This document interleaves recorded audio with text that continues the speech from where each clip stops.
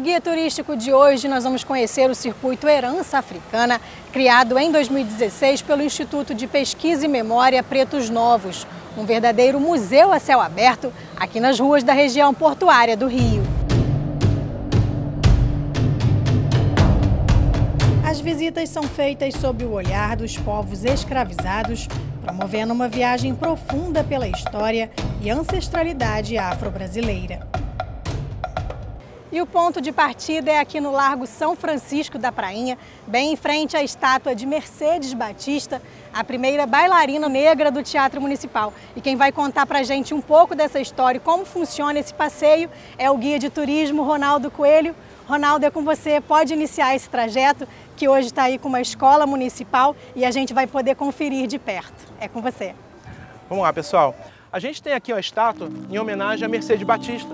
Mercedes Batista, ela nasceu no ano de 1921 e foi a responsável pela introdução e desenvolvimento das técnicas, estudos e pesquisas relacionadas à dança afro no Brasil.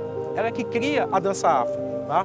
E no ano de 1948, ela participa de um concurso para ser bailarina, tá, do Teatro Municipal. E ela consegue ser aprovada nesse rigoroso processo seletivo de bailarinos lá do Teatro Municipal.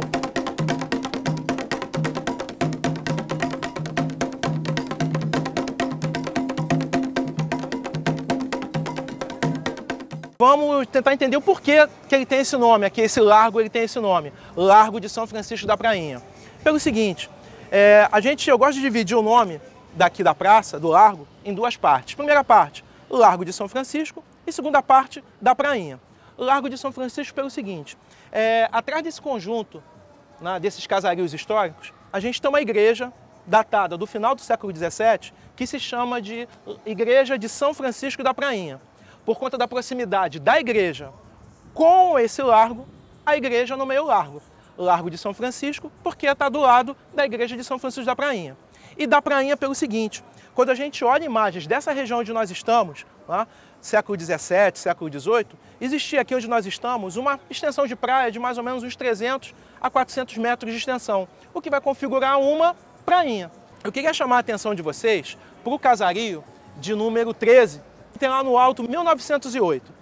Esse casario que a gente tem aqui no Largo São Francisco, da Prainha, é um dos casarios que a gente conseguiu identificar num dos inventários que a gente utiliza para realizar nossas pesquisas no circuito de herança africana, que é um tipo de casa que a gente chama de casas de zungu. Eram casas que eram lideradas por mulheres negras e que comercializavam pratos de angu. E ao longo do circuito de herança africana, era uma região que era habitada predominantemente pela população negra. Era os africanos escravizados, os africanos libertos e os crioulos. O que vinha a ser os crioulos? Era o filho do africano que tinha nascido aqui no Brasil.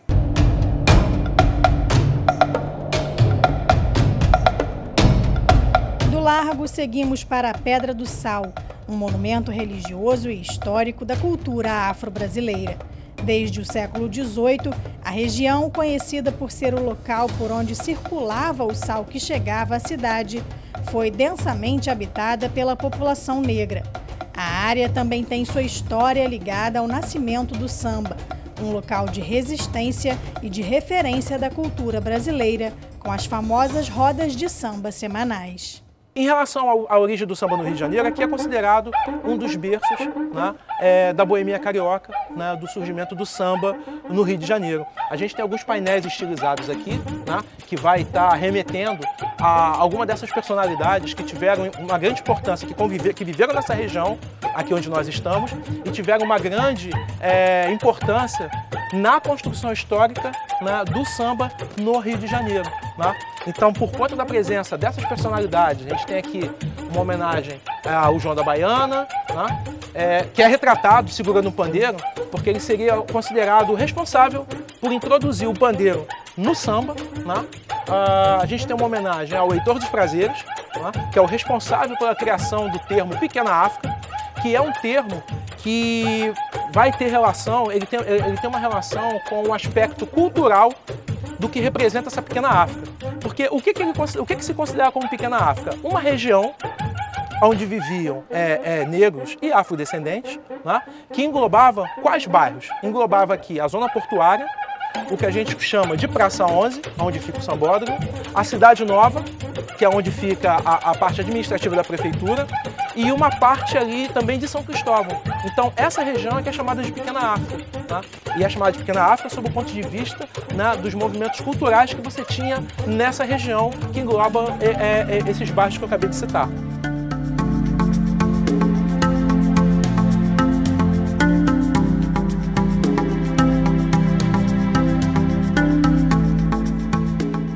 No caminho para o Jardim Suspenso do Valongo, passamos pela rua Sacadura Cabral, com seus casarios antigos e a fundição de ferro e bronze, onde eram produzidas grades e correntes para serem utilizadas no mercado de escravos.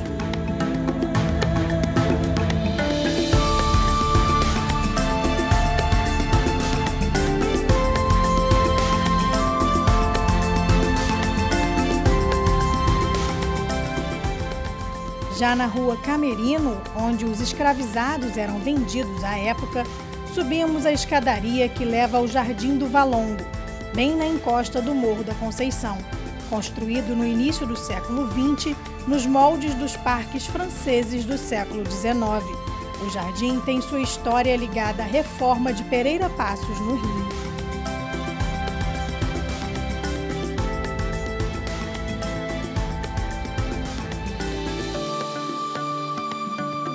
Que vai justificar a gente ter aqui um jardim romântico europeu, ao estilo francês, numa região em que viviam predominantemente uma população negra. Né? Para poder entender aqui a construção do Jardim Suspenso do Valongo, a gente vai mais uma vez retornar lá no início do século passado, mais especificamente num período da história do Rio de Janeiro chamado de Reforma Pereira Passos.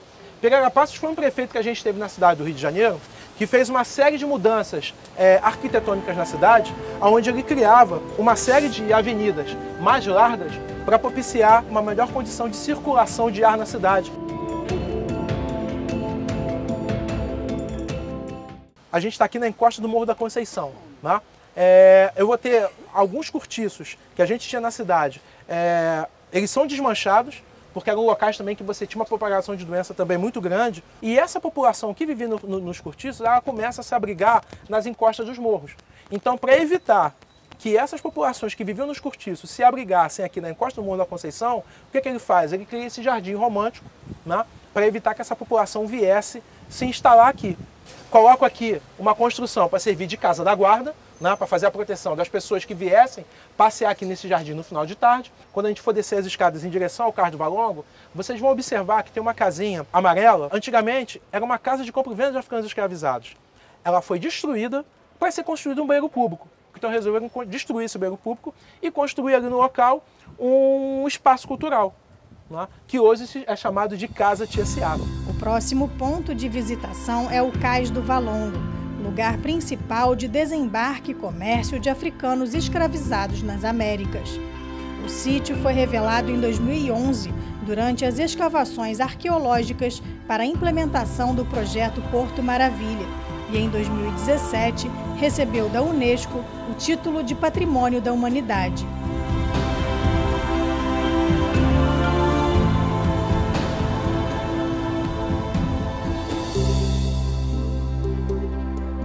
Para que a gente tenha uma ideia, o Cais do Valongo é considerado um único vestígio físico de cais de desembarque em todo o continente americano. Daí a importância dele enquanto sítio arqueológico, não só para o Rio de Janeiro, não só para o Brasil, mas para o mundo. Porque ele tem relação com o continente americano e tem relação também com o continente africano, de onde vinham essas pessoas que eram sequestradas lá na África. A gente vai avançar para 1843, que é a data, né, em que a Teresa Cristina, futura imperatriz do Brasil, está vindo da Europa para poder casar com Dom Pedro II. Né? E aí o que se decide fazer? Decide que ela vai desembarcar aqui nessa região também. Só que uma princesa europeia, ela não poderia pisar numa estrutura de cais de desembarque, né, que tinha sido pisada por africanos escravizados. Afinal de contas, ela era uma princesa. Então o que se decide fazer? Decide-se soterrar o cais do Valongo, né, e criar um cais acima dele.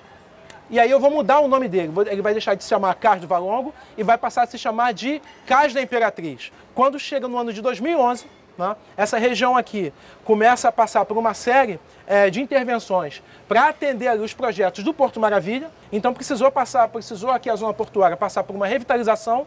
né, para ampliar a capacidade, né, de recebimento de embarcações que viriam trazendo comissões técnicas e muitos turistas via marítima, né, e uma série de melhorias aqui urbanísticas aqui na região. Quando começaram a escavar essa região, começaram a aparecer os remanescentes arqueológicos, né, do antigo cais de desembarque que existia aqui. E aí o que se decide fazer? Fazer esse destaque espacial, que a gente chama de janela arqueológica, para que as pessoas pudessem vir fazer a visitação desse que é um dos mais importantes sítios arqueológicos que a gente tem no Brasil, no país e no Rio de Janeiro também.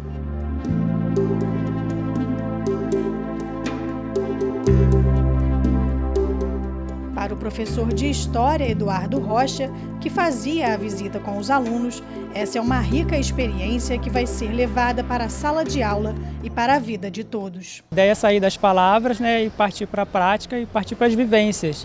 E até chegar às heranças que eles têm também em casa, também eles saberem melhor tudo que suas heranças também ancestrais, né, eles poderem vivenciar isso na prática e saber um pouco da nossa história, saber quem nós somos, né?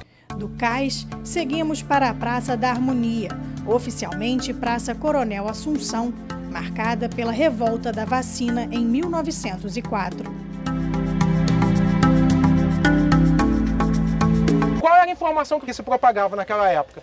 Que a autoridade sanitária iria entrar na sua residência, iria vacinar a sua esposa, iria vacinar a sua filha, né? Pegar na perna ou no braço dela para poder fazer a vacinação de forma obrigatória. Esses chefes de família, eles não concordavam com isso.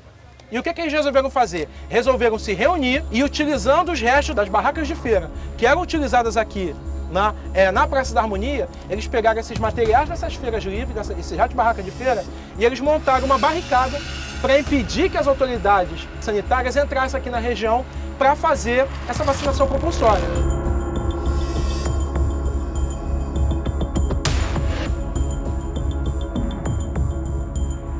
O Instituto Pretos Novos também integra o circuito da herança africana e ele abriga aqui um museu e o próprio cemitério dos Pretos Novos. E é isso que a gente vai conhecer agora, um lugar aí que preserva, estuda e divulga a história da escravidão no Brasil.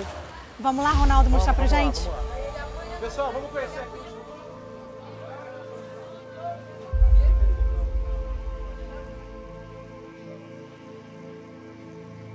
No período de funcionamento desse antigo mercado de compra e venda de africanos escravizados que existiu aqui na região do Valongo, existia aqui um antigo cemitério. Hoje a rua onde está aqui o Instituto Pretos Novos se chama de Rua Pedro Ernesto. Só que naquela época se chamava de Rua do Cemitério, por conta da existência desse cemitério que tinha aqui e onde eram descartados esses corpos. Os proprietários da casa, depois que descobriram que aqui tinham ossos humanos, ao invés deles simplesmente continuar a reforma, pura e simplesmente, eles resolveram fazer o seguinte: ao invés de continuar a reforma, eles mantiveram o espaço aberto e começaram a receber vários pesquisadores que começaram a vir aqui para poder entender e aprofundar as pesquisas relacionadas a esse sítio arqueológico que foi descoberto aqui. Tá? Só que esse movimento de pesquisadores aqui se tornou tão intenso que não tinha mais a condição de se manter esse espaço apenas como uma propriedade pura e simplesmente privada. E resolveu-se se alçar a um outro nível. Essa propriedade, que até então surge como uma propriedade privada, a um espaço de pesquisa e memória dedicado a questões relacionadas à herança africana, mais especificamente aos Pretos Novos. A região da Pequena África, como também é conhecida, é um território único no Rio de Janeiro para o visitante poder vivenciar história, cultura e gastronomia afro-brasileira. As visitas ao circuito acontecem de terça a sexta-feira para os grupos escolares e empresas, das 10 às 16 horas, e aos sábados para o público em geral, de graça, das 10 às 13 horas. Basta se inscrever antes, através do link disponível no Instagram do Instituto.